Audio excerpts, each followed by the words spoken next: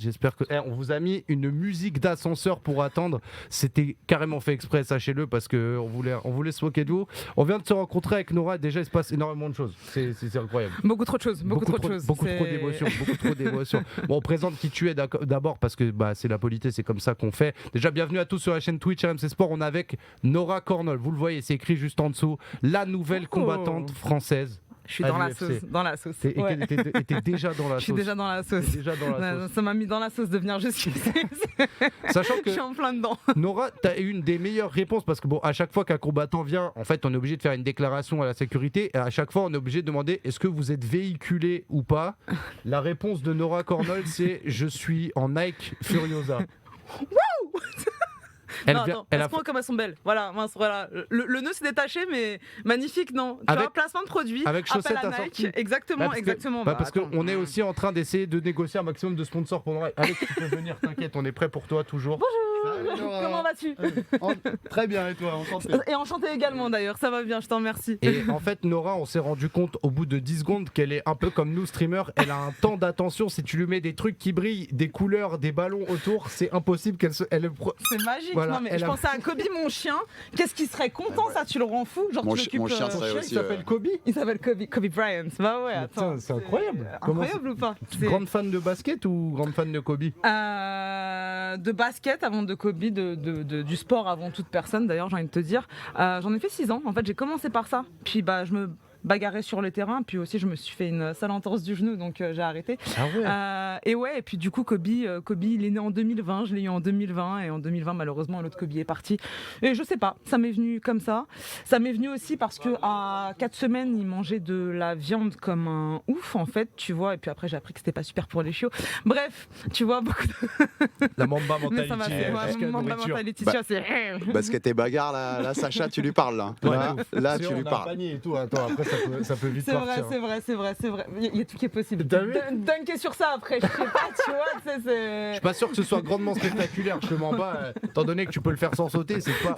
Et déjà, tu vois, on voit un truc sur les prénoms de chiens avec les combattantes françaises. Tu sais que un des 2 chiens de Manon Fiorot, il s'appelle Ronda. Ah ouais? Pour Ronda Rousey. Ouais, oui. Ok, d'accord. C'est incroyable. Ouais, c'était parce qu'à défaut de combattre contre Ronda, elle peut mettre des coups de pression à Ronda. Genre, vas-y, va là-bas, là, qu'est-ce que tu fais là? J'avoue, ça peut se défendre. Ça peut se défendre comme idée. Bah ouais, non, mais. Écoute, je vais revenir sur toi rapidement.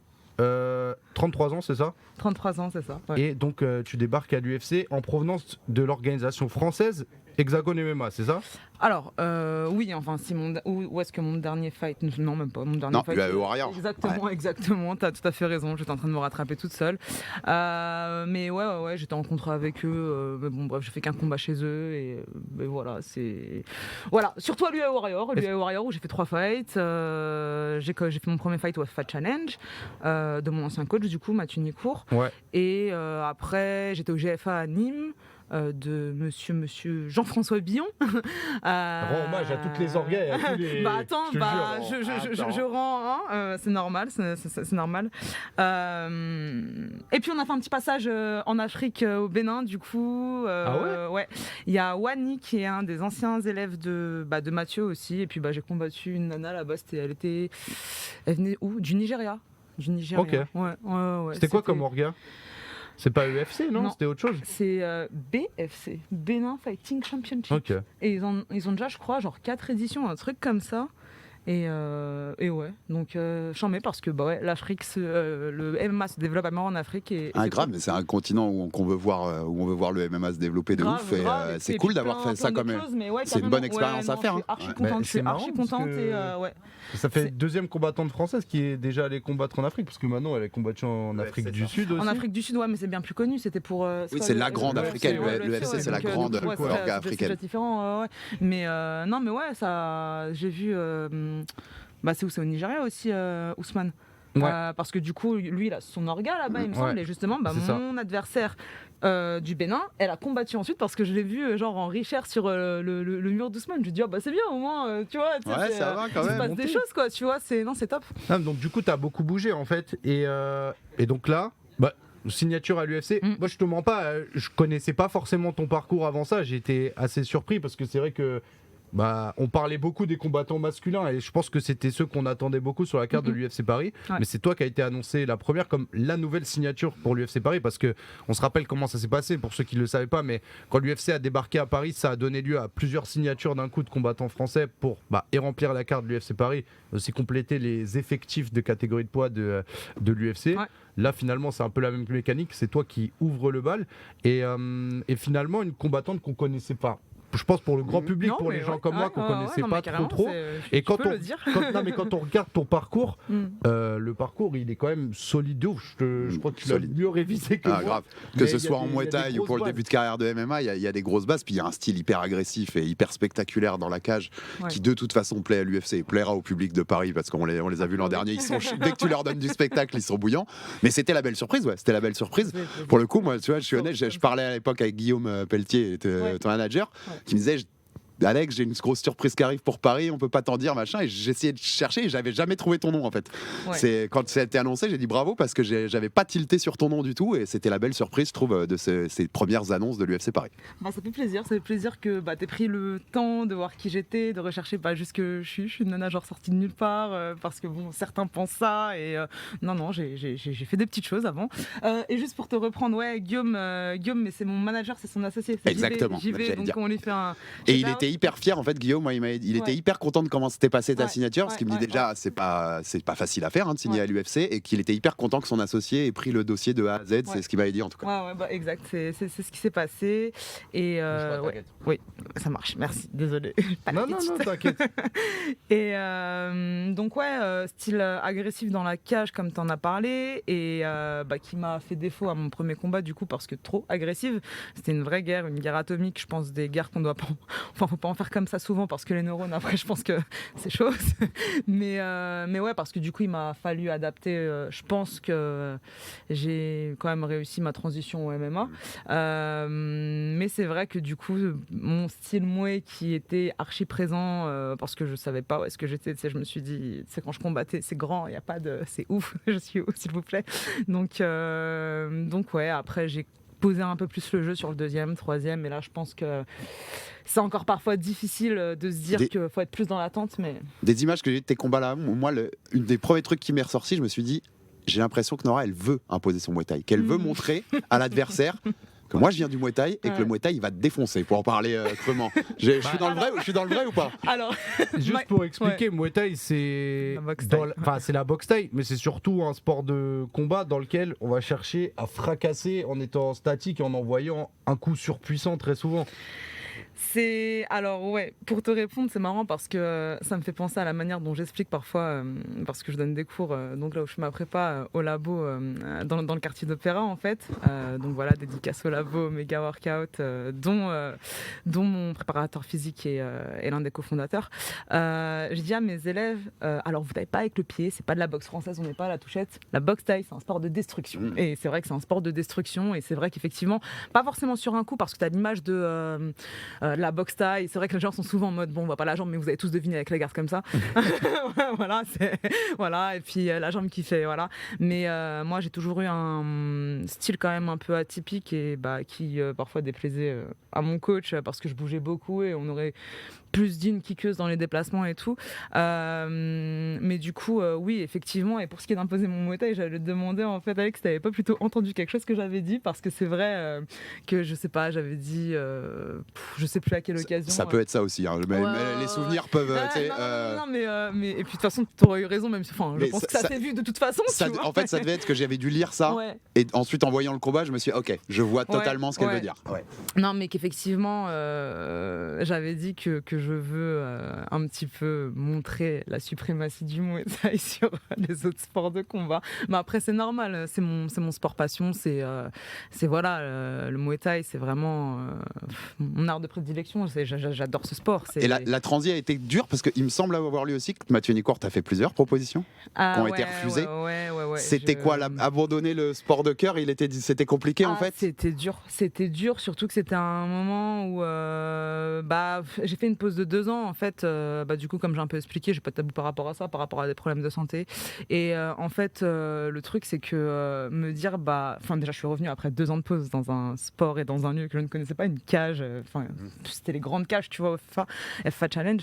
Mais ouais, effectivement, il me dit une première fois et je suis dans un mode ouais, non, je sais pas trop. Et puis après, j'avais postulé pour partir en tant de ces athlètes de haut niveau aux États-Unis. Donc, du coup, la malchance, c'est que bim, on est tombé en lockdown et toujours Trump aux commandes. Donc, malgré que je réunissais un petit peu tous les prérequis, je me suis fait têche. Donc, il y avait ça aussi qui me retenait. Et puis, quand il m'a refait la proposition, je lui ai dit écoute, ouais, mais il y a moyen que tu me passes pas dans le club que j'ai fréquenté 3 mois auparavant, que tu t'étonnes si je te dis que je vais me casser et machin. Parce qu'effectivement, j'avais un corner américain. Donc, un gym aux États-Unis qui s'appelle Capital MMA en fait et qui sont basés dans le quartier DMV, donc d'ici Maryland, Virginie, donc sur la côte est, où j'ai été à 3 reprises 3 années de suite en fait pour m'entraîner, et j'avais vraiment l'intention de partir en me disant ok, c'est là-bas que je posais mes valises et tout. Avec le confinement et tout, il y a tout qui a été remanié, finalement je suis restée en France, et du coup dernière proposition pendant le Covid, on réouvrait un peu, pas tout à fait, j'ai commencé à m'entraîner et tout, et ça m'a fait du bien, j'étais toujours parce que du coup la pathologie que j'ai a fait que j'avais pris 20 kilos, donc imagine passer de ta KT 63, t'en fais 83, t'es en mode ça va être dur de revenir. Ça a été dur, ça a été très dur. Puis j'ai découvert aussi la préparation physique avec mon préparateur Steve Delaval, et là par contre ça, plus recadrer, voir les bonnes personnes, avoir les bons conseils pour ce que je dois ingérer et compagnie, je suis revenue en mode machine, et voilà pour la petite histoire. Voilà. C'est ouf parce que j'écoutais assez religieusement tout ce que tu disais. T'es une Française qui a 100% de finition sur ses combats. Ouais. Donc on imagine, c'est déjà quelque chose en fait. C'est pas tout le monde qui finit 100% de ses combats. Et je vais même rajouter un petit peu de controverse là-dessus, encore moins dans les KT féminines, on va pas se mentir, parce que la plupart des gens, il y a des détracteurs des combats de MMA féminin, on vous voit, vous cachez pas, vous êtes tout le temps là sur Twitter à le dire, etc. Mais ouais, du coup c'est vrai que j'avais pas du tout tourné la tête. Oui, il y a des gens qui sont là. Il te parle en fait, mais c'est bien parce que du coup ça montre quelqu'un qui finit les combats dans les catégories féminines, ça va peut-être. Il y a quelqu'un qui connaît bien, dis donc, sa seule défaite effectivement face à Jacqueline, bien vu, qui vient de signer à l'UFC aussi. Ouais, exact. Je t'ai dit, on a des connaisseurs, on a des gens qui vont être en découverte. On a le Volk MMA aussi qui te demande si par exemple, est-ce que manger la lutte, c'est un plaisir ou c'est une corvée pour toi? Je kiffe la lutte et le grappling. Franchement, c'est du haut de mon grand âge, je redécouvre comme une enfant. Enfin, j'ai redécouvert au bout de 2 ans, non, mais j'apprends toujours plus et j'adore ça. Je suis sur un nouveau terrain avec des gens qui sont passionnés par ce qu'ils font et qui me transmettent ça, et en fait le plaisir d'évoluer, parce que tu sais, exemple la boxe taille, forcément en ayant fait 10 ans, t'as une stagnation à un moment, tu vois, forcément t'apprends toujours, mais t'as forcément une stagnation. Avec la lutte et le grave, tu vois que ça va vite, ça évolue ça, et puis en prenant un petit peu partout à droite à gauche, tu construis ton propre jeu et tout, et ah ouais, on peut faire ça comme ça, il y a des trucs super simples par moment, et non, c'est top, c'est un kiff. C'est souvent ça avec le plaisir de commencer en grappe, c'est que chaque cours t'as l'impression d'apprendre, dès que tu fais une roulade, t'as l'impression de progresser de fou. La stagnation arrive en grappe, en JJB, elle arrive un jour ou l'autre, mais quand t'es dans les débuts, c'est génial parce que t'apprends tout le temps, quoi. Et j'ai l'impression que c'est assez particulier parce qu'on en parlait rapidement sur le fait que t'avais vu plusieurs organisations, que t'avais pas mal bougé, mais dans ta manière de t'entraîner aussi, tu vois beaucoup de monde et tu vois beaucoup de monde différent. T'as l'air d'être un peu à part du trajet traditionnel que font les combattants français. Après, le truc, c'est que des combattants français à l'UFC, on n'en a pas 15 000. Et il y en a la plupart qui viennent de la même salle. Donc forcément, tu prends leur chemin, il est forcément très similaire. C'est ça. Et quelqu'un qui ne fait pas comme ça sort un petit peu, on se pose des questions. Toi, tu tournes avec plein de personnes. On t'a parlé de Mathieu Nicourt, donc, qui est, pour ceux qui ne le savent pas, c'est une sommité du MMA français. C'est un des mecs qui faisait des combats de MMA. On n'était même pas à l'approche des années 2000. Donc, pour te donner de l'époque à quel point il était en avance. Free Fight Academy. Ouais, et c'est 20 ans avant que le sport soit légalisé en France. Donc, grand nom. J'ai vu, d'ailleurs, je le cite parce que comme on l'a cité, on va en parler. Le magazine Octogone, il y a un article sur toi. On en apprend beaucoup plus. On sait aussi que tu as pu travailler avec Daniel Voirin, par exemple. Mais on lit aussi dans l'article que c'est toi qui supervise tout. Il n'y a pas une sorte de head coach qui décide, c'est toi qui sais où tu veux aller et tu utilises les coachs avec leurs points forts pour te renforcer là où tu veux te renforcer. C'est toi qui guide tout ça. C'est ça, c'est un peu en mode entrepreneur, si on peut dire ça comme ça. Alors c'est pas simple, c'est pas évident. En fait, le fait d'avoir été chez Mathieu pendant les 2 premières années, j'allais quand même dans plein d'autres endroits parce qu'il fallait 2 fois par semaine des entraînements de MMA, c'était pas suffisant. Et puis aussi, tu as besoin de changer de sparring, que tu vois, j'ai quand même un niveau en pied-point où il faut aussi trouver quand même l'équivalent. Bien sûr, tu as des personnes qui viennent d'autres sports, donc tu peux compléter d'une manière ou d'une autre. Mais voilà, j'avais besoin d'aller à droite à gauche pour le grappes, pour la lutte, pour avoir d'autres sparring. Et puis du coup, à un moment, je me suis dit, en fait, je gère beaucoup tout toute seule. Donc ce que je vais faire, c'est que je vais vraiment décider là où je vais tous les jours de la semaine, en fait. Donc voilà, c'est ce qui se passe à l'heure actuelle. Là, pour ma prépa pour l'UFC, c'est pas forcément évident, on va pas se mentir, parce qu'on est en France, qu'on fonctionne avec des assos sportives pour à part les salles privées qu'on connaît mais où je ne suis pas, et du coup c'est l'été, donc qui dit été dit que c'est fermé, donc j'ai quand même la chance d'avoir mes coachs qui se rendent disponibles, donc en pied-point Redouane Hammer qui est dans mon coin depuis le début, en fait. Thomas Le Godec, du coup, qui est mon coach de sol et qui se rend hyper dispo là aussi avec son associé Sébastien, très important parce qu'en plus il fait mon poids, donc c'est top pour avoir un sparring de dispo.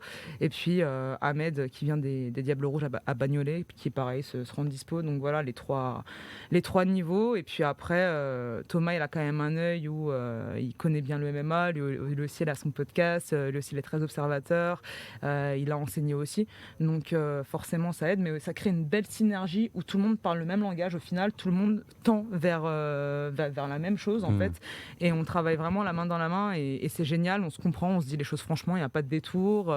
Et voilà, pour mes sparring, là en ce moment j'avais Elder Fernandez, j'ai Naïm qui est de mon ancien club à la FFA, et j'ai Max Valo qui est un symboliste de base. Donc voilà. Il y a une belle équipe autour. Ouais.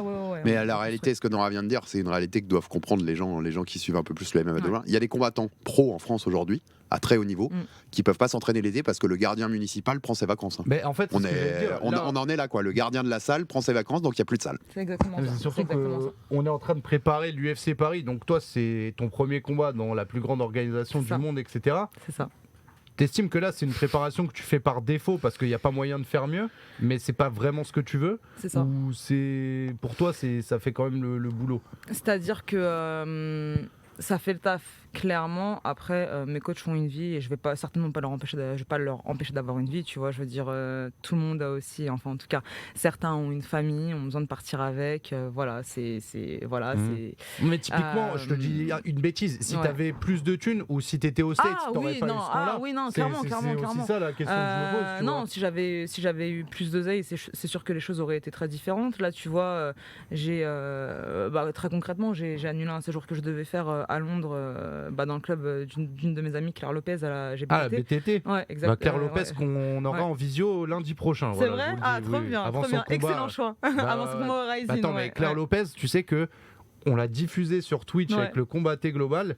Elle a exterminé quelqu'un sur soumission en 30 secondes. C'est devenu. Camilla, c'est une de nos légendes de Twitch à jamais. Genre, vraiment. Tu m'étonnes. C'était un truc de ouf. Faut la garder comme telle parce que c'est une nana qui pète le score. Bête d'humaine, bête de combattante, y a rien à dire. Franchement, et j'espère vraiment qu'elle va choquer le monde là.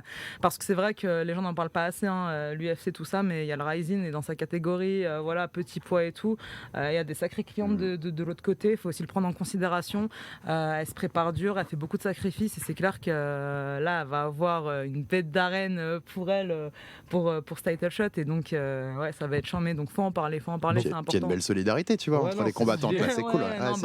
C'est deux combattantes qui aiment bien faire la guerre mais qui sont souriantes tout le temps, elles ont un point commun, genre elles défoncent des gens mais elles ont l'air hyper cool, tu sais. C'est très perturbant quand même. Non mais clairement, après non, Non, parce que voilà, il y a ce qui se passe dans la cage, il y a ce qui se passe. Elle est pas spécialement abîmée, Nora. On dirait pas qu'elle envoie des guerres surtout. Je m'en sors un petit peu normalement. J'ai pas pris trop de coups en vrai. On monte les niveaux, c'est ça en fait. Ça veut dire que t'as pas pris beaucoup de coups alors que tu vas dans des situations où typiquement tu pourrais en prendre beaucoup. Ouais, bien sûr. C'est un symbole de qualité, tu vois.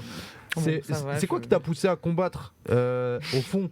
Le premier truc, c'est quoi? C'est les films d'arts martiaux, c'est les bagarres à l'école, c'est les Power Rangers. Tu sais que moi, les Power Rangers à l'époque, c'était Kaira, ça se battait de ouf. Certes, c'était des monstres dans des costumes gonflables, mais au final, c'était la bagarre. C'est vrai. En soi, il y a beaucoup de tout ce que tu as dit. Les bagarres à l'école, clairement. Les bagarres dans la cité, clairement.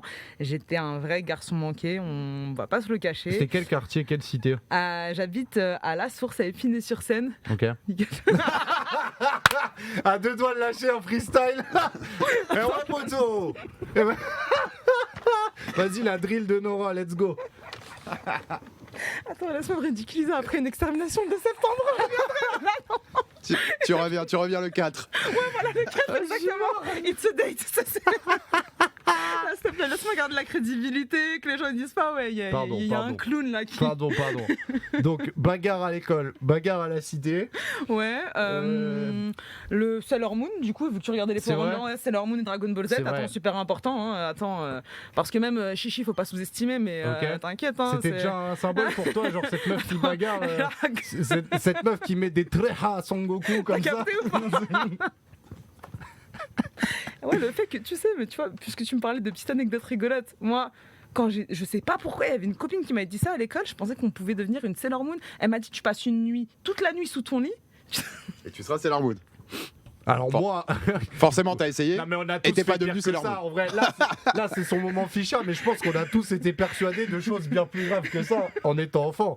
C'est possible. Moi j'étais sûr que si je contractais et je criais suffisamment fort, à un moment donné je devenais jaune, genre c'était logique. Le Hulk ou quoi Bah non, tu vois bien que j'ai fait une teinture pour. Tu vois, on avait tous des rêves et on finit sur Twitch en fait. Voilà, on finit sur Twitch. Non, c'est un rêve en soi. Non mais on passe du moment où tu sais que t'es pas Sailor Moon. Du coup c'est quoi la transition qui te fait dire bah attends je vais faire de la boxe taille dans le doute. J'ai abandonné parce que c'est quand même des meufs en body avec des pour remettre les choses en place. Donc il y a certaines combattantes de MMA qui ont continué sur Instagram. Pas big up à vous, big up aux meufs comme Claire et moi. Voilà, ça c'est balancé. Hop là. Ça c'est enveloppé c'est pesé comme on dit ou l'inverse, j'en sais rien. Mais du coup après quoi je t'ai dit au basket je me bagarrais au final parce que je pensais que c'était une célébration de se bagarrer de toute façon. Donc je me suis dit tu sais quoi, il y avait aussi mon grand frère. Mais t'as des frères et sœurs, j'allais dire, parce qu'en général la bagarre c'est parce que tu la pratiques d'abord avec tes frères et sœurs que après tu te dis dehors c'est normal en fait. Ouais, non mais en vrai je te parle du basket, mais étant gosse ma mère elle m'a quand même direct inscrit au judo j'ai fait du taekwondo j'ai fait du jujitsu. Après mon frère il est parti dans un délire où je sais plus ce qu'il avait fait. C'est quoi, grand frère? Ouais, grand frère, 7 ans de plus. Et du coup, à 15 ans, j'ai dit à mes parents, je veux faire du kickboxing. Ils m'ont dit là, tu vois, c'était mort. Et je me suis dit ok, pas de galère, je vais continuer à faire la bagarre au basket. Mais attends, mais t'as fait taekwondo avant, t'as fait judo. Pourquoi celui-là il pose problème à 15 ans? Parce que t'as déjà fait des trucs avant. Parce que c'est des arts martiaux et qu'il n'y a pas d'impact. Je pense que pour mes parents, vraiment. Là, tu rentres à 15 ans dans un truc, tu rentres dans la percussion. C'est ça, c'est ce que j'allais dire. Tu passes de la prévention à la percussion, c'est quand même pas pareil. Un peu, non? Tu mets pas des kicks, tu les stops, t'es censé les arrêter, le contrôler. En plus, quand t'es gosse, tu vois, c'est comme si tu me disais, est-ce que tu donnes de la même manière un cours de MMA à des 7-9 ans qu'à des 18-20 ans? Non, tu vois, clairement pas. Ok. Et du coup, qu'est-ce qui s'est passé? À 21 ans, je leur ai dit, je vais faire de la boxe. Ah ouais, donc t'as quand même rongé ton frein pendant 6 ans. Ouais. Et t'as fait quoi? Bagarre de rue. C'est leur monde. Fight Club. Fight Club, exactement. C'est leur monde. J'ai réalisé mes rêves. Un concept. C'est leur monde, c'était incroyable. À côté de l'épicerie. On a vraiment fait un buzz, c'était fou. Non, c'était pas ça, j'imagine. Du coup, c'était basket bagarre. Non, mais tu donnes des idées là. Arrête. On a un créneau à prendre là. Créneau cosplay, Ah non, mais moi, cosplay je- manga, En plus, bagarre. ouais, j'ai vu des gens déguisés là, c'est que ça devait être la Japan Expo, il y avait Oui, peut-être des c'était bagarres ce à week-end. déclencher, Ah, tu vois. Fallait pas t'emmener là-bas. C'est pour ça qu'on te l'a pas dit. C'est ça exactement. Les gens, c'est eux, ils resté un venaient juste secret. déguisés. Elle venait se battre déguisée. En plus, à la Japan Expo, ils sont très déguisés, mais je suis pas sûr que la bagarre, ils soient à fond dedans pas quand sûr. même. Mais après, ça reste à voir, ça reste à voir, ça reste à voir. Moi, je pense qu'en cri, ils te battent. Ils ont les meilleurs cris de combat. Je suis d'accord Ils ont avec peut-être toi. pas les et meilleurs tout coups. ce qui est bruit comme ça, non, ça me fait me barrer. Donc, Attends, ça de 15 à marcherait. 21, tu fais quoi du coup? De 15 à 21, je t'ai dit, je faisais enfin pas jusqu'à 21, mais jusqu'à 18, j'ai fait du basket, puis je me suis blessé, donc j'ai arrêté un moment, et je sais pas ce qui s'est passé entre 18 et 20. Là, tu m'en demandes trop. C'est vrai. Ok, ouais, pardon, désolé. non, mais franchement, je sais plus. Et Je sais donc, plus. box taille, c'est quoi? C'est Box de foudre. taille, ouais, c'est coup de foudre. T'as commencé comme dans je t'ai quelle dit, salle? Bah justement, première année, c'est du kickboxing. Ok. J'étais dans une salle à Groslay, qui est une ville dans le 95. Le nom du club, je ne me souviens plus. C'est pas Donc, grave, voilà. on les salue quand même. Voilà, exactement, de très loin. Et du coup, suite à ça, dans le cadre de mes études, je suis partie en Argentine puis en Thaïlande. En Argentine, j'ai rien fait pendant 6 mois, j'ai pété les plombs. Et arrivé en Thaïlande, j'ai commencé la boxe thaï. Sachant que quand j'ai commencé le kickboxing, il y avait une de mes amies très chère qui faisait déjà de la boxe thaï. Elle m'a dit ouais, vas-y, viens t'inscrire et tout machin. Je lui dis mais c'est mort, je fais pas ton sport de sauvage, des coudes, des genoux, c'est jamais de la vie, tu Ok. vois. Parce que le kickboxing, pour ceux qui sont dans la boxe taille, c'est un peu la version édulcorée de la boxe C'est taille. ça, un petit Ça- peu plus soft quoi. C'est-à-dire, il y a C'est- chassé, high kick et tout. Il n'y a pas les coudes, il n'y a pas C'est les ça. genoux. Alors que quand tu vois Et quand il y a même, des saisies, t'as ouais. le droit, c'est quoi, 3 secondes pour taper? Ça, c'est pour le K1. K1, Ah, ouais. pardon. Mais parce que du coup, le kick, c'est que pied-point. K1, effectivement, t'as le droit au coup de genou à distance, saisie 3 secondes, comme t'as dit. Et non, il n'y a pas de coup de coude. Et même les balayages, Je crois pas, hein. sûr. Non, Non. c'est une pénalité. C'est une pénalité. En Et, fait, c'est un peu. Pour l'œil nu, c'est parfois peut-être plus facile à regarder parce qu'on comprend très vite ce qui se passe, ça tape. Mm.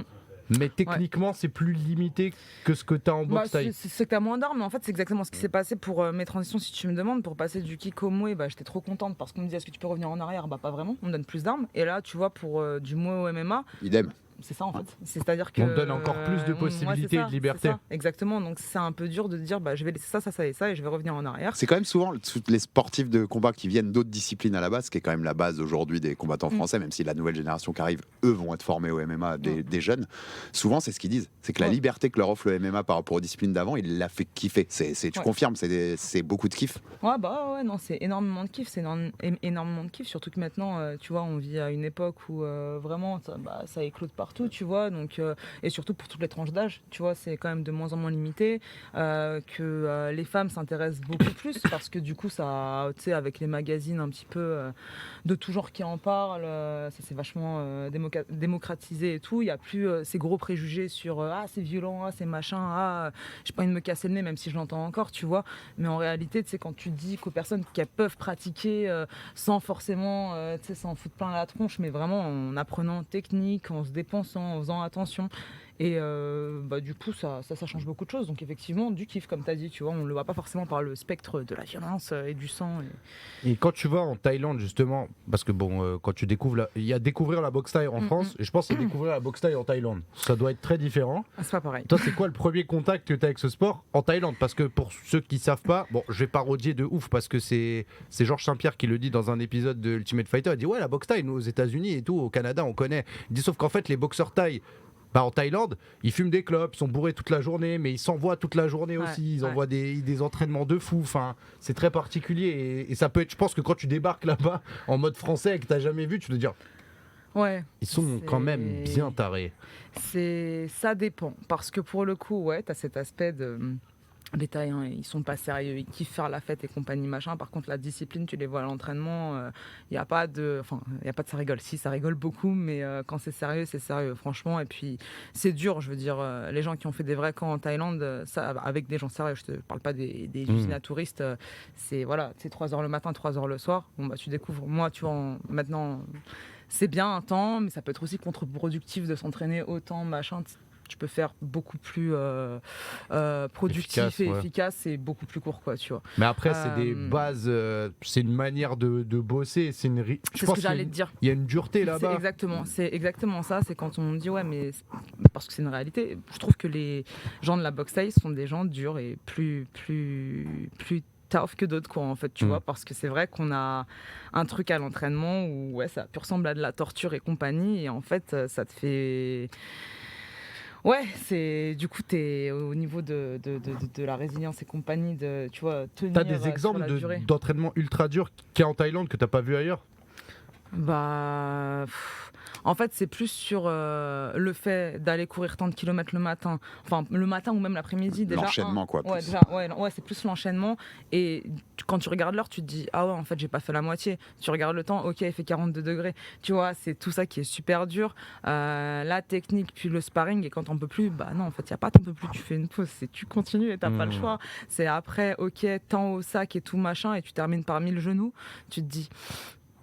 J'ai bien envie que ce soit la fin, en fait, tu vois, j'ai bien envie de dire que j'ai déjà fait, bon, même si j'ai fait mes 1000 genoux, alors que je suis pas du style à carotter, tu vois, mais en même temps, si tu te fais cramer, c'est chaud pour toi. Ouais. Ah ouais? C'est toi la sanction? T'en reprends 2000 de plus. Ouais, bon, voilà. C'est ça. Tu refais?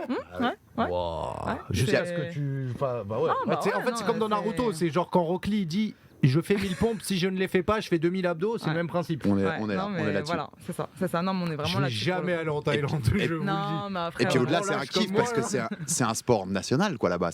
On va dans des stades, il y a des trucs très mythiques C'est en ça, Thaïlande. c'est ça, ouais. Scarborough Skip, en France, on pourrait témoigner, a été fracassé 2-3 tailles là-bas. Ouais. Et même plus que 2-3. Et un peu l'exemple aussi. Et en fait, c'est une expérience dingue à vivre parce que la lumière que t'as et l'attraction populaire sur ce sport là-bas, c'est une dinguerie, quoi. Ouais. Mais c'est la culture, c'est la tradition, et puis le fait de le découvrir là-bas, ça va avec ça aussi, quoi. Tu vois, vraiment, t'as ce côté très sacré et c'est génial. Enfin voilà, pour te répondre finalement, moi je faisais un stage en fait pour mon année de césure là-bas. Et en fait j'étais à Bangkok. Tous les soirs après mes journées de stage, en fait, j'allais au National Stadium, qui est le stadium central en fait où il y a un petit peu tous les sports à Bangkok. Et t'avais c'est par numéro et t'avais la porte numéro 17 où c'était du Muay Thai dedans et c'était supposé être de l'initiation. Sauf que tu avais de l'initiation donc pour les touristes d'un côté un peu de partout et de l'autre côté tu avais des Thaïs qui s'entraînaient en fait et par contre c'est fermé en fait, c'est voilà comme on dit le pays du sourire et tout machin, mais il reste très, enfin voilà, c'est dur de rentrer. C'est un peu intimiste. C'est ça, ouais, et puis voilà, faut prouver quelque chose pour rentrer auprès d'eux. Et puis il y a un Thaï en fait qui m'a pris sous son aile et tous les soirs il me tenait les paos et tout, genre mon daron Thaï quoi. C'est malheureusement je sais pas ce qu'il devient, mais ouais, ce qui m'a mené au bout de j'avais commencé je crois en novembre à m'entraîner. Ouais, en novembre. Et puis février, c'était la fin de mon stage. Je devais partir, rentrer en France. Et je lui ai dit, j'ai envie de combattre avant de partir, en fait. Et il y a cette fameuse Fight Night qui a lieu juste après la saison des pluies, qui s'appelle MBK Fight Night. Donc MBK, c'est le grand centre commercial à Bangkok. Et en fait, ils mettent un ring juste en face du centre commercial. Donc centres commerciaux qui font 7-8 étages, tu vois, archi big, avec beaucoup de passages. Du coup, nécessairement, ça attire la foule. Tu vois un ring en plein air, tu vois, forcément. T'arrêtes un peu. C'est ça. Et à chaque fois, c'était un petit peu vraiment dur de faire partie des 6 ou 8 fights quand tu as de la chance. En fait, c'est chaque mercredi soir. Et jusqu'au dernier mercredi soir avant de partir, j'avais toujours pas et tout. Et il me dit, ouais, tu veux combattre en combien? Je lui dis, autour de 68 kilos, c'est bien. Alors, autant te dire qu'on te dit qu'il y a une pesée. Non, c'est tu te mets là, ok, sem. Et t'y vas. Ah ouais, ça la dégaine, genre. Elles ont à peu près le même corps, donc elles peuvent y aller. Autant te dire qu'on m'avait prévu sur la carte. Finalement, je vois que je me prépare, je me chauffe, je suis plus sur la carte. Je vais voir mon coach, je lui dis, mais comment ça, je suis plus sur la carte et compagnie? Et donc, forcément, c'était un coup des Thaïs dont je vous ai parlé au début. Donc, ces Thaïs de côté qui s'entraînaient entre eux, mais qui étaient aussi part de l'organisation, qui ont décidé de me dégager en soum-soum, en fait. Et donc, du coup, le coach est parti taper son coup de pression. C'est bien d'avoir un Thaï de son côté. Ils m'ont remis sur la carte et ils m'ont dit, par contre, faut voir pour l'adversaire. Et puis, à un moment, je vois débouler quelqu'un. Je vais pas vous dire une meuf sur le coup parce que j'étais pas sûre quand je me suis tournée. Et elle me dit... Peut-être elle a affronté un homme. Non, mais disons les choses. Non, je pense que c'était une femme du coup. mais les traits étaient particuliers. non, c'est juste que je me suis retournée vite et machin. Et... Pourquoi c'était balèze, genre? Et ouais, non, elle me mettait 10 kilos facile. Et on me dit, c'est elle. Elle me dit, c'est bon, je dis, ouais, c'est bon. La meuf a trop faim, genre, c'est done, la done. C'est ça, c'est que je monte. Oui. Tu sais, tu longes le truc avant d'arriver au ring, donc elle entre en première. Je crois, ouais. Et j'entre en deuxième. et je la vois et je m'approche d'elle et je passe les cordes et je me dis qu'est-ce que j'ai fait ? Mais qu'est-ce que je fous là ? Mais parce que ce que je vous ai pas précisé, c'est que forcément on est en Thaïlande, c'est des combats sans protection. Et je n'ai jamais combattu sans protection de ma vie à ce moment-là, contre une meuf qui me met 10 kilos. Et donc le fight commence, elle me met un low kick, je tombe. Je me dis, ouais, qu'est-ce que je fais là ? Je me relève et là, va savoir, hein, tu parlais de la cité, je sais pas, c'est le 93 qui est revenu. Je l'ai mis TKO, deuxième round. Elle disait à son coach, my day, my day, my day. Ça veut dire, je peux plus, tu vois. C'est bon ça. Ouais, donc. Mais toi, t'es ce genre de personne en fait. Le souvenir est incroyable. Ouais. Vous êtes sûr qu'il y a tout qui est contre moi ? Ouais. Ok, c'est bon, je sors le 9-3. Vous me direz après ce qui se passe. Hein. Genre, j'ai ma carte 9-3. Vous êtes 10 ? C'est ça. Pas de problème. T'as les chevaliers du Zodiac et moi Ah, mais donc déjà habitué. Enfin, en fait, très tôt, t'as choqué les gens en fait. Ouais, En fait, ton truc, c'est ça en fait. C'était venu. Moi, je viens pour choquer avec le sourire. Ça va ou pas ? Non, mais c'est vrai que c'était charmé parce que t'avais plein de monde autour et j'entendais des Alénora. Donc il y avait des Français qui avaient capté le truc et qui étaient venus. Et je descends du ring et il y a plein de monde qui vient autour de moi. Et tu sais, j'ai la tête comme ça qui fait bou bou bou parce que je veux quand même manger des patates, tu vois. Et genre, attends, viens, on fait une photo. J'étais là en mode, ouais, qu'est-ce qui m'arrive, tu vois. J'étais là, c'est sympa. En fait, je regarde le temps parce qu'on a Fares juste après.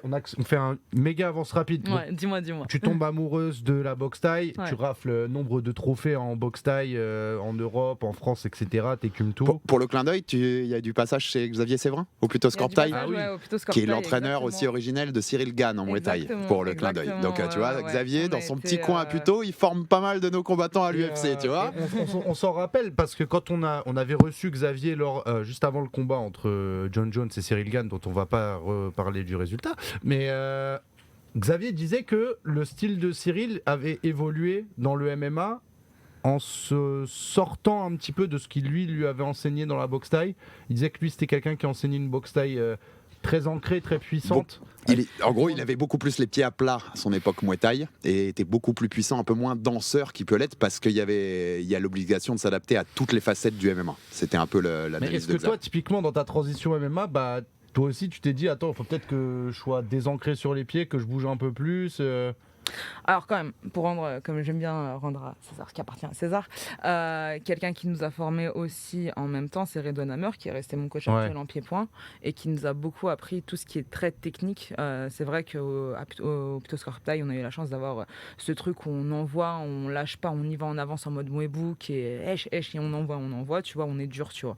Après, moi je trouve que Cyril, ça a toujours été quelqu'un de très léger sur ses appuis, et c'est ça qui a fait finalement on était dans le détail du détail, tu vois, sur l'évolution qu'il y a eu, mais en effet, il a toujours été très léger.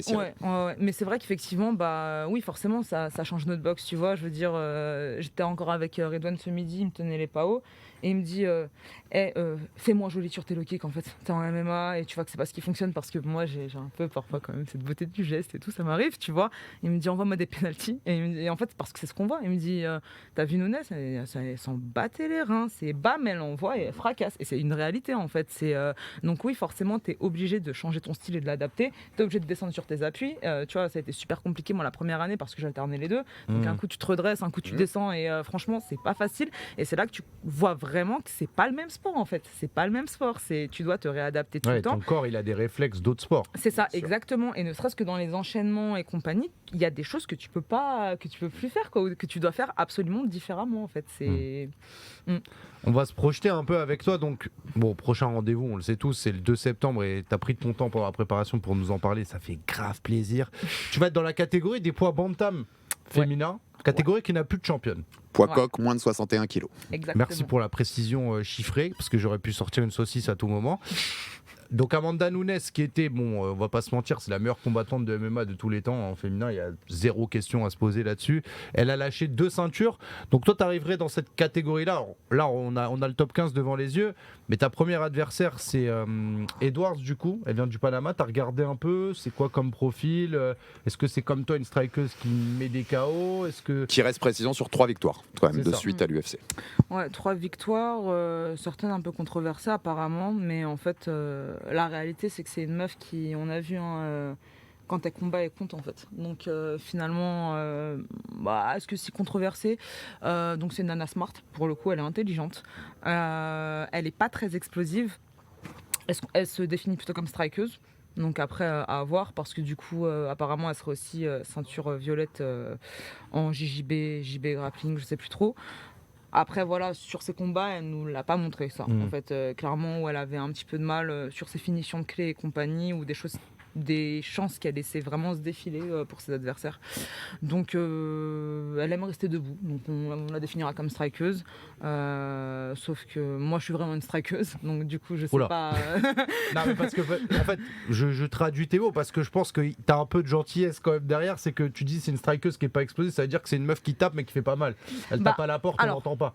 C'est pas tout à fait ça. Non, c'est pas tout à fait ça. Ce que je veux dire, c'est que non, c'est pas que ça fait pas mal. Attention, parce que faut. Sur la durée, oui, s'il y a de la multiplication, mais c'est pas ça. C'est pas parce qu'elle est pas explosive que ses coups ne sont pas lourds. Parce qu'il y a différents types d'impacts, quoi. Il y a les impacts secs et les impacts secs, et les impacts lourds. Elle, pour le coup, tu la manges, tu la sens passer, tu vois, mais tu la vois arriver normalement. D'accord. C'est ça que je veux dire. Pas te surprendre sur une explosion ou. C'est-à-dire que toi, par exemple, en parallèle, toi, t'as la capacité de frapper lourd, mais comme tu as l'air plus explosif ou t'es plus explosif de par ton parcours, bah on voit pas venir. Typiquement un high kick de Leon Edwards sur Kamaru Usman, il le voit pas venir parce que ça part très vite, parce qu'il y a une feinte de jab avant, des trucs comme ça. C'est ça qui crée la surprise. Ouais, c'est ça. Donc je pense, sans prétention aucune, mais juste parce qu'il y a le palmarès qui parle pour soi et l'historique, c'est que je suis meilleure debout qu'elle. Maintenant, j'espère que je saurai le traduire dans la cage le 2 septembre et voilà en fait. Et comment tu t'appréhendes? Il va y avoir 15 000 personnes qui vont être. Les 15 000 seront pour toi. Les 15 000 vont crier Nora Nora. C'est quand même rare à vivre en combat. Je pense, je te l'ai dit, que ton style va beaucoup leur plaire pour ceux qui n'ont jamais vu combattre et qui vont très vite accrocher. Mais c'est comme ça, en t'ayant rencontré depuis un peu plus d'une demi-heure, j'ai l'impression que ta personnalité va grave être galvanisée par le public parisien. Bah j'espère, honnêtement, ce serait cool. Est-ce que tu vas rentrer sur l'intro de Sailor Moon? Fais-le, c'est énorme. T'imagines, genre. Et elle éteint une meuf après. Terrible. Et là, il y a un mec qui débarque en costume avec des lunettes. T'as raison, ouais. T'as intérêt à ce que ça se passe bien après, quoi. Si tu rentres sur un truc pareil, faut du culot, putain. Mais tu vas kiffer, le public. Mais ouais, non, je pense que je vais kiffer. Après, je vais pas te mentir, ce sera une première, autant de personnes quand même. Après, quelles étaient les salles jusqu'à présent, en vrai, je suis pas sûre de vraiment voir les gens. Après, à Bercy, encore une fois, je sais pas.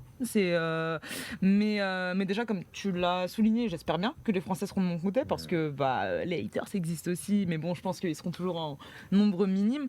Mais ouais, j'ai hâte de savourer l'atmosphère en fait. Je sais pas trop à quoi m'attendre. Je t'avoue, j'y pense pas trop encore parce que du kiff, ouais, j'y suis pas encore. Je pense que j'y penserai beaucoup plus lors de la Fight Week et dès lors que la pesée sera passée où je serai vraiment dedans. Donc non, pas de stress, juste hâte de découvrir, mais surtout très honnêtement, les aspects sur lesquels je suis plus là, c'est ma préparation et comment je vais la démonter en fait. C'est pas, tu vois, c'est donc comment je vais faire kiffer ce public. Voilà, c'est ça exactement. C'est annexe. Il en parlait, c'est cool parce qu'on a le top 15 devant nous des bantamweights et il y avait notamment ce week-end un main event qui était Holly Holm contre Mera Bueno Silva, qu'on connaît bien en France puisque Manon l'a décisionné bien salement il y a quelques mois, quelques années maintenant. D'accord. Et d'ailleurs, elle l'a découpé et elle est repartie dans la catégorie supérieure, la brésilienne. Quand tu vois ces deux fighters ce week-end, tu l'as vu le combat? Alors, j'ai pas vu le combat, j'ai vu comment c'est terminé, en tout cas j'ai vu la décision. Donc pas celui-là spécifiquement, mais quand tu vois les combats du top 15 de cette KT, tu te dis quoi? Tu te dis qu'on n'est pas loin, enfin que tu peux rivaliser avec ces filles-là. Même typiquement, regarde, si on prend Olium qui est dans le background très strikeuse, très KO, un peu comme toi. Bon, maintenant qui a pas le même âge, elle a la quarantaine passée, etc. C'est elle qui a terminé la carrière de Ronda Rousey parce que c'était une strikeuse d'élite dans une catégorie où il n'y en avait pas. Est-ce que toi, typiquement, qui peut avoir ce profil, quand tu vois ce qu'elle a fait une Holly Holm, tu te dis, moi je peux faire ça en fait dans cette caté? Bah franchement, ouais. Enfin, je veux dire, si je me le dis pas, autant ne pas y aller. Concrètement, je vais pas à l'UFC pour faire un combat le 2 septembre à Paris. Ça, je suis contente, mais c'est pas, je vais pas m'arrêter à ça, quoi. C'est pas possible. Si j'entre à l'UFC, c'est bien pour les démonter et aller. Non, mais le sous-entendu en ma question, c'était en fait, tu te sens prête pour elle tout de suite ou tu te dis que t'as encore du temps, tu vois, un peu de progression à faire quand même? On va pas se mentir, faut pas non plus se sentir pousser des ailes qui n'existent pas. C'est des nanas avec de l'expérience. J'avais regardé un temps les 5 dernières du classement et je me suis dit, ok, ça passe sur le top 15, pardon. Ça passe. Et tu sens quand même qu'à partir de, je sais plus, c'était Massy, celle qui a les oreilles en chou-fleur, il me semble. Non, si tu prends à partir de Misha Tate, c'est un peu compliqué pour de la 11 à la 15 en ce moment, c'est pas la même. Micha Tate en 2023. Oui, non, moi, mets-la face à Nora, je suis pas sûr de ce qui se passe. Micha Tate en 2015, je veux bien, mais on est en 2023 en fait. Pour les premiers combats féminins de l'UFC, en fait. C'est ça, t'as des nanas qui ont passé leur prime aussi, tu vois. Tu l'as analysé toi un peu ça? Parce que moi, je vais pas te mentir, je pense que les bantams, il y avait la catégorie featherweight dont tu parlais, que Nunes était championne, ils l'ont fermé dès que Nunes est parti parce qu'il y a plus personne dans cette caté.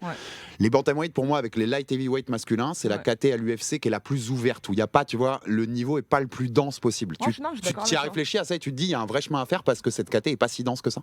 Bah, je me suis dit qu'effectivement, il y a du chemin, parce que après, enfin, je me suis aussi dit, ça c'est les nanas qui étaient là, qui sont là, il y en a qui grimpent, et puis t'as les nouvelles recrues, t'as quand même genre 4-5 nanas, ou peut-être, enfin celles que j'ai vu passer, peut-être qu'il y en avait plus, qui ont été prises et qui vont ramener du vrai niveau, quoi. Tu vois, on parlait de Jacqueline tout à l'heure. Jacqueline, c'est une tueuse, quoi. Tu vois, enfin, c'est. 2-3 recrues d'Ares aussi qui sont partis de ce côté-là. Enfin, il y a du monde. On sent qu'ils veulent la renouveler, la KT. Tu vois, championne d'Ares qui s'est incliné, je crois, sur décision Petrovic, si je dis pas de bêtises. Aussi. Donc, non, je pense que il y a du vivier, il y a de quoi monter clairement, et puis il y a de quoi avoir du challenge aussi clairement, quoi. C'est, mais ouais, je pense que voilà, c'est améliorer ma lutte et mon sol, enfin surtout mes défenses, mais surtout faut arrêter de penser qu'au point faible, c'est genre je vais renforcer mes points forts, quoi, tu vois, et comme voilà, c'est vraiment amener mon Muay Thai. Et dans l'idéal, tu es quand? Dans le top 10 dans ta tête? Ça peut aller vite dans ces catés-là au final, parce que tu prends un bon nom, tu vois, tu prends le bon nom qui va bien. En vrai, tu mets un TKO dans les 2 premiers rounds, tu es déjà séparé de 75% des combattants. C'est ça. Enfin, heureusement et malheureusement, parce que ça laisse qu'il y ait une belle opportunité. Bien sûr. Bah, j'ai envie de te dire aussi vite que Manon l'a fait pour moi, en fait, voire plus vite, parce que c'est peut-être même plus ouvert là. Voilà, c'est ça. En fait, c'est pour ça quand je dis plus vite, je pense que c'est plus ouvert, et aussi voir ce que l'UFC, tu vois, est ok pour proposer, et à moi de faire le taf le 2 septembre aussi, surtout, tu vois, c'est clairement c'est à moi de faire le taf sur mon premier contrat, et je pense que premier contrat, c'est sûr que je suis dans le taf. Dans son deuxième contrat, Manon a affronté Jennifer Maia, Kathleen Choukagian, le top des 125. Je pense qu'en 135, vu la densité de la KT, si tu fais des belles spectacles comme Manon a fait au début de carrière, il n'y a pas de souci pour monter assez vite. C'est où en fait. Quand tu regardes les récents moves de l'UFC sur ces KT-là, entre guillemets, ils recrutent à balle. Donc il y a forcément un renouvellement qui est en train de se mettre en place. Et si tu es déjà dans le bon train à ce moment-là, tu es bien placé. Ils t'ont mis 4 combats l'UFC sur ton premier contrat du coup? Ouais. Ok, donc le premier UFC Paris et après 3 à dispatcher, selon comment tu récupères, etc. Comment ça se passera. Ouais, exactement. J'espère bien qu'ils respecteront les 4, quoi, tu vois, ce serait cool quand même. Puisqu'on en parlait, un mot sur notre la plus grande représentante pour l'instant à l'UFC en France, Manon. Qu'est-ce que tu penses d'elle? T'as lu quelque chose? Oui, non, parce que je sais, mais je peux te poser la question, je le sais de source directe, que Manon elle veut monter en 135 après. Ouais, j'ai lu un truc. Elle aimerait faire ça. Elle aimerait prendre cette ceinture-là, aller au bout de son aventure en 125 puis monter en 135. Mais qu'est-ce que tu penses déjà d'elle en tant que. Elle va être sur la carte aussi, c'est un combat de ouf contre Rose Namajunas à Paris. Enfin, c'est notre grande représentante pour l'instant. On espère que tu la rejoindras. Mais qu'est-ce que tu penses d'elle, quoi, globalement? C'est une bonne combattante. Elle est très agressive. Ça se voit qu'elle bosse dur. Elle est bien staffée aussi. Donc c'est top. Franchement, elle a fait un beau chemin jusque maintenant à l'UFC. Il n'y a rien à dire. Maintenant, pour la ceinture des 57, non, c'est plus Shevchenko du coup, c'est Grasso. Exactement. Mais je pense que Shevchenko va récupérer sa ceinture, tu vois. Maintenant, je serais curieuse de voir quand même un Manon contre Shevchenko, quoi, tu vois. Je serais vraiment curieuse de voir ça. Et puis ensuite, qu'on me laisse faire mes 2-3 combats à l'UFC, il n'y a pas de souci. Dans 4 ans, Manon on aura pour la ceinture des 135, on signe, non? On y va. Mettons la France au sommet, quoi. Mais en fait, je pense que on le fait à Paname, celui-là. Dans l'idée, je réponds à ta question pour pas l'éviter en disant nos problèmes, mais j'aimerais aussi surtout que les représentantes de la France puissent aussi monter dans leur truc et battre les étrangères, tu vois, avant de. Enfin, c'est ridicule de faire un truc franco-français alors qu'il y a tellement de c'est pour ça que je te dis à long terme, si jamais, tu vois, la vie le veut. Mais en plus, je pense que moi, je l'ai déjà dit ici plusieurs fois, tu sais, Sacha, je pense que vous avez une énorme carte à jouer, Manon comme toi, parce que en plus, pour la démocratisation de ce sport en France, qui pendant 20 ans a été vu comme un sport de chiens qui se battent en cage, et le fait que des femmes arrivent au très haut niveau, je pense pense que ça joue aussi pas mal dans l'acceptation grand public de ce sport-là. Donc chapeau à vous, mesdames. Merci beaucoup. Merci beaucoup. Mais régale, mais en plus, on sent que t'es compétitrice, tu refuses aucun défi, qu'il y a un plaisir derrière, il y a vraiment la quête d'aller chercher des trucs sympas. Et tu sais, avec un grand sourire, t'as pas la mine fermée en mode oh non, moi j'ai un peu casser des gueules, arrêtez de me poser des questions. Bah non, enfin, je veux dire, non, mais ce serait trop limitant de se fermer à ça. Puis quelle image tu renvoies en étant comme ça? Non, mais t'as l'air de prendre vachement de plaisir, tu vois, autant de kiffer ce qui se passe, tu vois. C'est tellement. Les gens se rendent pas compte, c'est normal de l'extérieur, mais on fait tellement de sacrifices, c'est tellement difficile au quotidien. Je veux dire, si à la fin tu te dis pas que t'es heureuse de faire ça et que t'as de la chance de faire ça, et je te le dis à plus forte raison, quand je te dis que j'ai arrêté 2 ans, on m'a dit oublie les sports de combat, oublie de refaire un poids normal, je faisais un footing de 5 km, j'avais besoin de récupérer 3 jours. C'est-à-dire que pour moi, refaire un fractionné, machin, bien sûr que je suis contente d'être là. Et moi, je suis croyante, donc merci à Dieu, tu vois, merci à l'univers. T'es monté, tu disais tout à l'heure, t'es monté à 83 ? Ouais, 83 kilos, tu vois. Et 83 kilos pathologiques, donc du coup je m'affamais, sauf que je savais pas ce que j'avais, donc plus je m'affamais, plus je grossissais. Tu te rends compte? Mais t'imagines, c'est pour contextualiser, c'est la caté d'Adesanya. Oui. Et c'est surtout. Non, mais après. Voilà, Je pense une fois que t'as vécu ça. Après, il y a un côté, mais même un morceau de sucre, je le savoure comme c'était la meilleure chose du monde en fait. C'est peut-être pas le bon exemple. Non, moi l'exemple que je te donnerais, c'est que n'importe quelle même l'eau, meuf, elle a meilleur goût, genre. N'importe quelle meuf que je peux avoir en face de moi, elle aura pas été dans un combat, moi versus moi-même surtout, tu vois. Et j'attends de voir une meuf qui soit plus dure que la Nora que j'ai dû combattre en fait il y a 2 ans en arrière en fait, tu vois, et que je dois combattre par la force des choses jour après jour, tu vois. Mais quant à ça, c'est trop. Ouais, non, mais tu vois. Non, mais oui, mais de toute façon. Tu peux que savourer en fait. C'est des feux intérieurs qui, en fait, quand t'as ces choses-là, t'as déjà un pied d'avance sur tous. Comme on dit que pour Benoît Saint-Denis, son passé dans les militaires fait qu'il a un truc en plus. Ce mec-là tapera jamais. Ce mec-là préférera s'évanouir dans une cage plutôt que de taper. Ce que d'autres n'auront pas. Pereira, là, qui était alcoolique à 12 ans, enfin. Il y a ces chemins. Francis, quand tu le vois, quand tu le croises en face dans la cage, le mec, contre Cyril Gann, le dernier round, Eric Nixik, son coach, lui dit it's for everything you went through, motherfucker. C'est pour tout ce que tu vois, t'as juste à lui dire ça. Francis, il allume la lumière. Ok, c'est mort, c'est fini. Je perds pas ce combat. Léon Edwards, son dernier round où le mec il dit vas-y, c'est bon, c'est maintenant ou jamais. Enfin, il y a que des trucs comme ça. Et d'où l'importance, tu vois, sur ce que tu viens de dire. Les gens pensent oui machin, mais faut passer par les grands trucs, les grands clubs, avoir les meilleurs coachs. Non, dans ton coin, les gens avec qui tu t'entraînes, et je veux vraiment mettre le point là-dessus parce que c'est comme ça. Les clés de la performance, elles résident pas sur seulement la manière dont tu vas faire bouger ton physique et compagnie.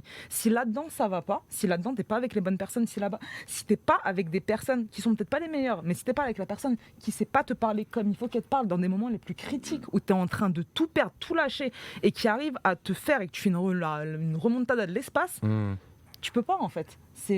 C'est bien d'avoir les meilleurs entraînements, les meilleurs machins. C'est bien d'avoir les gens qui peuvent rentrer dans ta tête et te dire ce qu'il faut dire. Exactement, le clic du moment. C'est exactement ça. C'est tellement important, comme je dis, en fait. Tu vois, quand je parle de fight camp, de diète, de compagnie, machin, tu te nourris pas que de ces entraînements, de ce bon plan alimentaire, tu te nourris des énergies, tu te nourris de ton environnement, tu te nourris de... tu vois, c'est pour ça je parle beaucoup, voilà, c'est le côté un petit peu spirituel et tout ce qui est toxique, faut l'éloigner en fait. Tout ce qui est inutile et tout, parce que en fait, c'est ces choses-là qui vont rentrer dans ta tête avant le combat ou machin, où t'es dans des moments de détresse, de panique, où t'as besoin de te ressaisir et t'as besoin d'y aller. Sauf que tu vois, on est dans un sport tellement traite où tout peut se passer en l'espace de 0,1 seconde que tu te seras cassé le cul pendant 3 mois à faire une préparation et qu'un truc que tu vas pas arriver parce que t'étais pas ancré dans le moment présent à ce moment-là. Et c'est fini en fait. Et il n'y a que toi qui le sais à ce moment-là. C'est que tu vois les 15 000 personnes, tu les vois, mais elles n'en savent rien en fait. Tu vois. Et là, il n'y a qu'une personne à la limite qui dans ton coin peut faire un déclic ou un truc s'il te connaît parfaitement ou si c'est la complication de ça. J'avais une question, c'est peut-être déplacé ou quoi. Est-ce que des tatouages que tu as ont une signification particulière? Tu parlais de spiritualité, donc forcément je prends la perche un petit peu en vol. On sait que ça peut être des symboles psychologiques, on sait que ça peut être... par rapport à des choses dans le passé, est-ce qu'il y a un sens à ça? Parce que t'en as beaucoup quand même.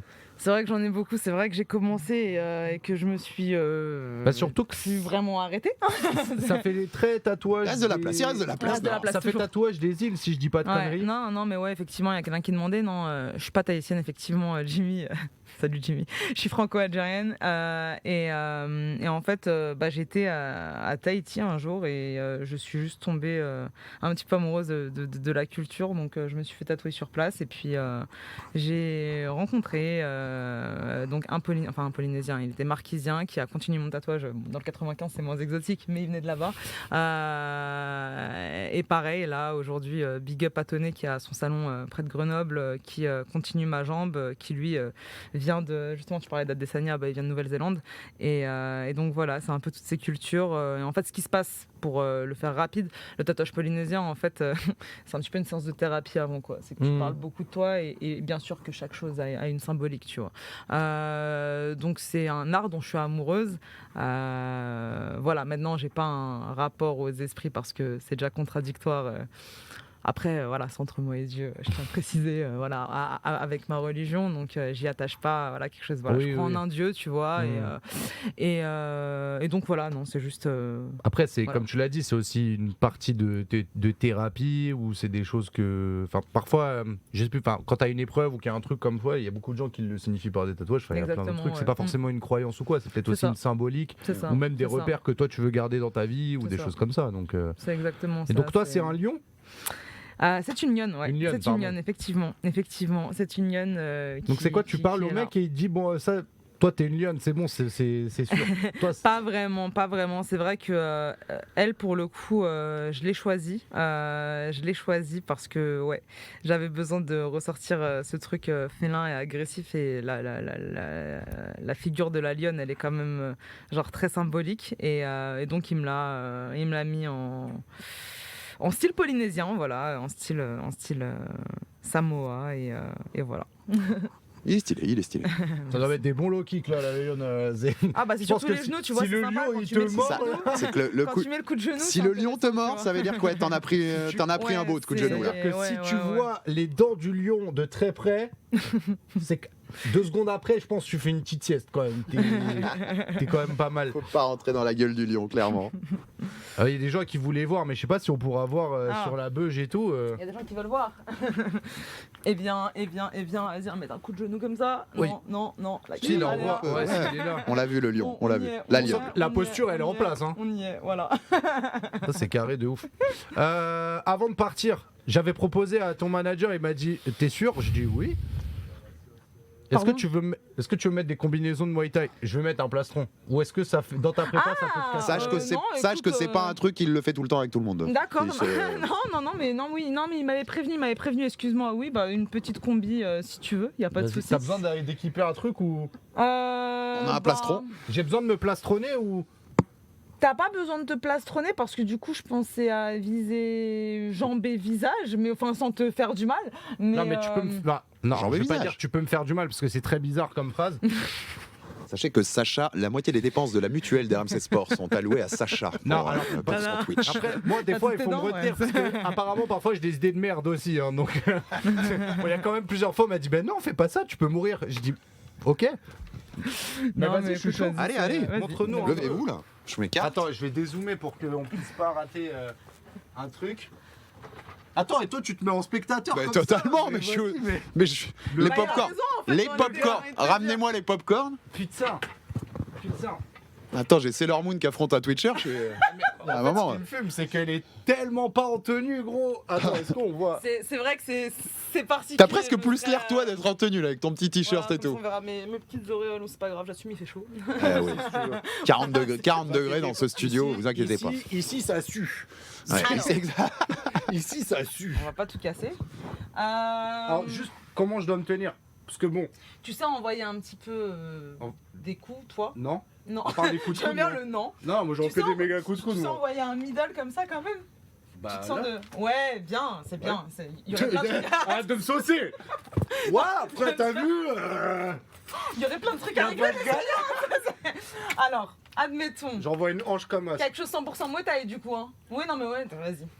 Tu vas m'envoyer ta jambe, Vas-y, celle-là, là, comme t'as. comme ça. Je vais la saisir. Putain. Ok? Vas-y. J'avance, bam, bam, et je reviens. Mais non, mais je veux faire ça moi. Ah bah. Ouais. T'arrives, déjà, tu vois, la personne, elle veut te shooter. Attends, mais elle Et me là, fait très peur parce qu'elle est moi en fait, tu sais, elle était normale, d'un coup elle a accéléré comme ça là. Eh mon gars.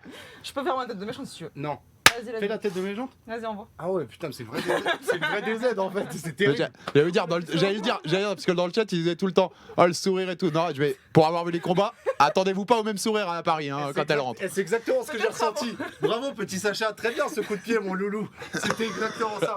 Bon, vas-y, on le fait en mode top près, tu peux me mettre deux coups si tu veux. Vas-y, on est là. Bam, bam, bam.